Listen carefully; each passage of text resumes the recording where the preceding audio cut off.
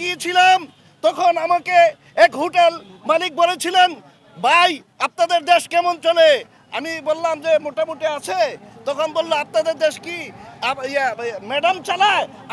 আপনাদের দেশ আমাদের দাদা চালায়। কলকাতা আমাকে এই উত্তরটা দিয়েছিল যে আমাদের দেশ কলকাতা দাদা চালাইতেছে, ভারতের দাদায় আমাদের দেশ চালায়।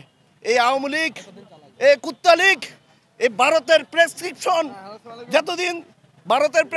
যতদিন বাংলাদেশের রাজনীতিবিদরা গ্রহণ করবে ততদিন পর্যন্ত বাংলাদেশ কোনোদিন শান্তিতে থাকতে পারবে না।